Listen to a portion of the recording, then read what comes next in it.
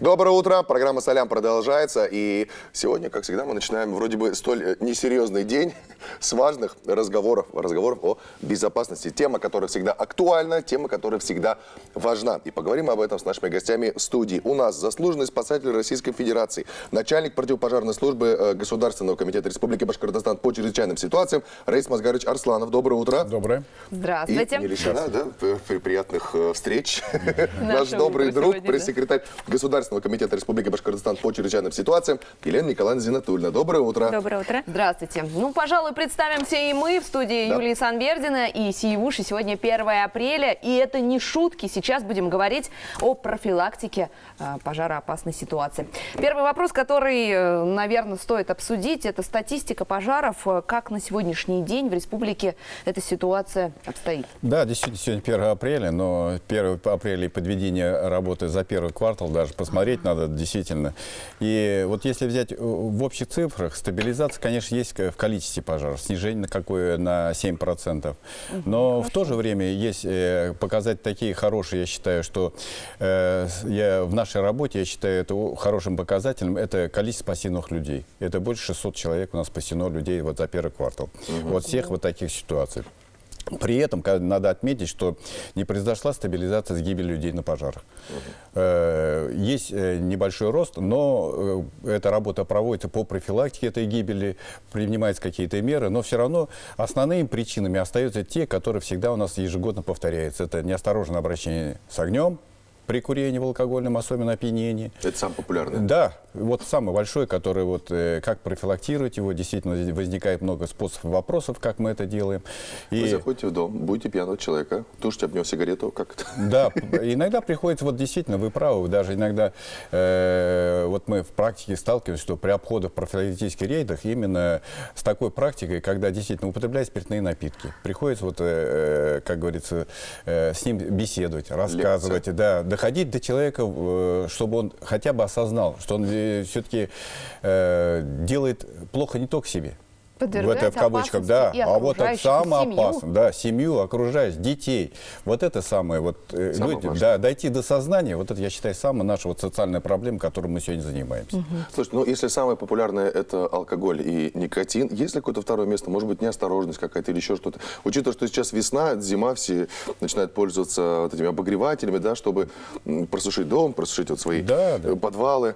Это тоже, так понимаю, одна из таких... Да, проблемных вопросов. Почему? Потому что вот весна наступает, вы правы, вот уже все. Скоро появится сухостой, который у нас, трава и так далее, не скошен вокруг наших садовых участков. Надо сжечь? Да, надо сжечь, да, стерню убрать. Сжечь? А вот в том-то и дело, что нельзя теперь.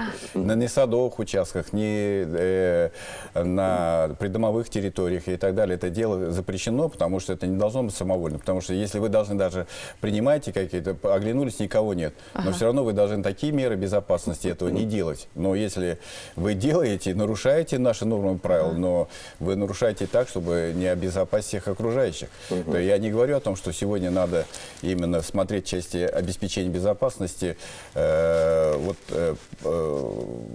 просто так. Не думать, вот это все пройдет. Потому что неожиданное усиление ветра. Вы сами знаете, любое. Отвлечение вас на сотовый телефон или на вашу любимую программу. На программу «Салям»? С 7 до 9 никаких костров. Да. То есть вот это отвлечение всегда может привести к беде. Всегда об этом надо задумываться. Конечно, сжигать надо обязательно в металлических бочках на специально отведенной территории. То есть альтернатива в любом случае есть какая-то? Да, но, потому что иногда выходит из таких положений. Но в любом случае, конечно, надо себе взять правило, лучше вывести мусор, чем сжигать. Вывести мусор, но либо, если уж это какая-то дистанционно далеко, то лучше взять какой-то железный бак, туда это все поместить, там все это сжечь. И уж никуда точно не уходить. Очень смотреть важно. до конца, да. Елена Николаевна, вопрос к вам. Вернемся опять в дома. Как можно обычному жителю, который живет в своем доме, да, в квартире, как можно обезопасить себя? Ну, главное правило – это не курите в помещении и не бросайте непотушенные сигареты.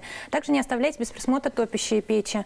Когда уходите, обязательно проверьте, выключены ли у вас электроприборы, газовые плиты и другое оборудование. То есть все розеточки перед выходом из дома? Обязательно. И Только холодильник. естественно. Сейчас у нас проходят школьные каникулы, поэтому большая просьба к родителям, чтобы обратили внимание именно на безопасность своих детей. К сожалению, с начала года при пожарах мы потеряли в республике 3 детей. И стоит отметить, что в основном дети при пожарах погибают в 90% случаев в сельской местности. Поэтому стоит обратить внимание именно на безопасность тех детей, которые приехали или живут в деревне на период бабушке школьных на каникулы, каникул. дедушке. И с детьми вообще может при пожаре, не только произойти несчастные случаи, связанные с пожарами, но и падение из окон, дорожно-транспортные происшествия или провалы под лед. Поэтому постоянно напоминайте своим детям правила безопасного поведения, а также соблюдайте эти правила безопасности сами, потому что родители для детей являются примером в первую очередь. Это все правильно, это все верно. Сразу возникает вопрос, вот сейчас я анализировал нашу беседу. Вот костры, все это дело жечь нельзя, те, кто живет на дачах, мусор. Но сейчас весна. Солнце начинает обогревать. Все побегут в лес, на природу, делать шашлыки, Майские праздники жечь, за опять же, горами, да. мусор, да, первомайские праздники.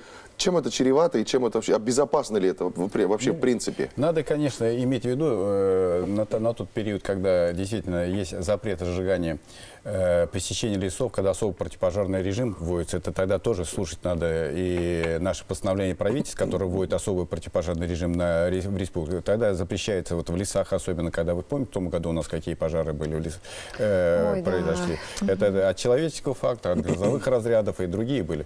То есть выносится обязательно особый противопожарный режим вводится. Когда вводится, уже усиливается и, соответственно, ответственность граждан и юридических лиц в части привлечения к административной ответственности. То есть уже надо понимать, если вы физическое лицо, то все равно вы за неправильное действие, за нарушение закона все равно получите. За шашлыки можно получить штраф. Настоящий, реальный. Да, ладно, штраф, тут беречь природу надо. Да, И себя, и людей. И самое главное, то, что надо всегда обращать внимание на то, что действительно вот сжигание травы, пала, сельхоз, полей и так далее, это запрещено законом. Нельзя этим заниматься, потому что это, вот мы имеем много случаев, телевизор смотрим, и вот помните, у нас-то как-то, как говорится, мы меры приняли какие-то, может, более безопасные, а вот Забайкалье, да, сгорали вместе, да, трава вместе с населенными пунктами и так далее, людьми и так далее. Это Всё были это случаи, не то есть шутки, не надо действительно. шутить с этими вещами. Хочется еще раз спросить у Елены. Мы не раз встречались в этой студии, и вы рассказывали про пожарные извещатели, которые устанавливаются в домах и квартирах, и льготные категории граждан, которые получали их бесплатно. Продолжается ли эта практика? Да, в республике продолжается бесплатная выдача пожарных извещателей 9 категориям граждан, с которыми можно ознакомиться на официальном сайте Государственного комитета по чрезвычайным ситуациям, а также обратиться в Центр профилактики пожаров по номеру 8-347-272-0024. На сегодняшний день пожарные извещатели – это наиболее эффективное средство раннего обнаружения пожаров, и громкий звук извещателя такой, что он может разбудить даже крепко спящего человека. С 2016 года только по оперативным данным, благодаря извещателям спасены жизни 540 человек, из них 219 детей. Недавно произошел такой яркий случай в Стерлибашевском районе 10 марта, когда произошел пожар в жилом доме, и звук пожарного извещателя услышал сосед. Он побежал на помощь пострадавшему, параллельно вызвал пожарную охрану, и вот благодаря сработке пожарного извещателя и оперативным действиям неравнодушного соседа была спасена еще одна жизнь. Поэтому вот стоит задуматься, устанавливать свой извещатель в доме или нет. Я вам скажу так, что извещатель действительно дело громкое. У меня он есть дома, я обезопасил себя. Так что позаботьтесь о себе и о своих близких и приобретите извещатель. В принципе, удовольствие недорогое. 200-300 рублей, по-моему, Да, что-то такое. Мы благодарим наших гостей. У нас был заслуженный спасатель Российской Федерации, начальник противопожарной службы Госкомитета Республики Башкортостан по чрезвычайным ситуациям Раис Мазгарович Арсланов. Спасибо вам большое. Спасибо. И пресс-секретарь Госкомитета Республики Башкортостан по чрезвычайным ситуациям Елена Николаевна Зиннатульевна. Спасибо вам большое за ваши профилактические беседы. И пусть статистика все меньше и меньше и меньше. Вы приходите к нам чаще и говорите, какие башкортостанцы молодцы. А далее, друзья, небольшой блок новостей, и у нас будет очень интересный, очень почетный, настоящая легенда спорта наш гость. Поэтому не переключайтесь.